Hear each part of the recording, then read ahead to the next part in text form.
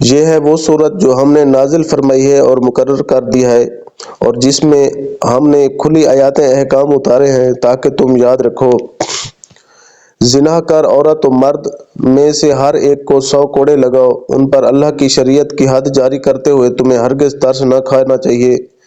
اگر تمہیں اللہ پر اور قیامت کے دن پر ایمان ہو، اس کی سزا کے وقت مسلمانوں کی ایک جماعت موجود ہونی چاہیے۔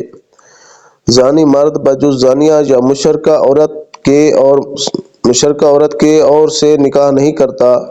اور زنا کار عورت بھی بجز زانی یا مشرک مرد کے اور نکاح نہیں کرتی، اور ایمان والوں پر یہ حرام کر دیا گیا۔ جو لوگ پاک دامن عورتوں پر زنا کی تہمت لگائیں پھر 4 گواہ نہ پیش کر سکیں تو انہیں 80 کوڑے لگاؤ اور کبھی بھی اس کی گواہی قبول نہ کرو، یہ فاسق لوگ ہیں۔ ہاں، جو لوگ اس کے بعد توبہ اور اصلاح کر لیں تو اللہ تعالیٰ بخشنے والا اور مہربانی کرنے والا ہے۔ جو لوگ اپنی بیویوں پر بدکاری کی تہمت لگائیں اور ان کا کوئی گواہ بجز خود ان کی ذات کے نہ ہو تو ایسے لوگوں میں سے ہر ایک کا ثبوت یہ ہے کہ 4 مرتبہ اللہ کی قسم کھا کر کہیں کہ وہ سچوں میں سے ہے، اور 5ویں مرتبہ کہے کہ اس پر اللہ تعالیٰ کی لعنت ہو اگر وہ جھوٹوں میں سے ہو۔ اور اس عورت سے سزا اس طرح دور ہو سکتی ہے کہ وہ 4 مرتبہ اللہ کی قسم کھا کر کہے کہ یقیناً اس کا مرد جھوٹ بولنے والوں میں سے ہے، اور 5ویں دفعہ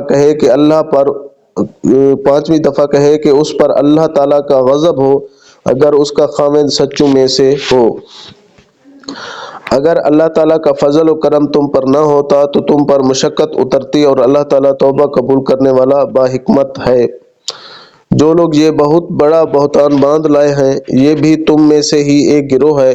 تم اسے اپنے لیے برا نہ سمجھو، بلکہ یہ تو تمہارے حق میں بہتر ہے۔ ہاں، ان میں سے ہر ایک شخص پر اتنا گناہ ہے جتنا اس نے کمایا ہے، اور ان میں سے جس نے اس کے بہت بڑے حصے کو سر انجام دیا ہے اس کے لیے عذاب بھی بہت ہی بڑا ہے۔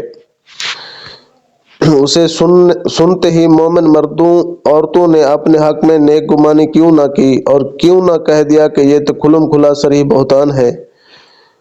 وہ اس پر 4 گواہ کیوں نہ لائے، اور جب گواہ نہیں لائے تو یہ بہتان باز لوگ یقیناً اللہ کے نزدیک محض جھوٹے ہیں۔ اگر اللہ تعالیٰ کا فضل و کرم تم پر دنیا اور آخرت میں نہ ہوتا تو یقیناً تم نے جس بات کے چرچے شروع کر رکھے تھے اس بارے میں تمہیں بہت بڑا عذاب پہنچتا، جبکہ تم اسے اپنی زبانوں سے نقل در نقل کرنے لگے اور اپنے منہ سے وہ بات نکالنے لگے جس کی تمہیں مطلق خبر نہ تھی، گو تم اسے ہلکی بات سمجھتے رہے، لیکن اللہ تعالیٰ کے نزدیک وہ بہت بڑی بات تھی۔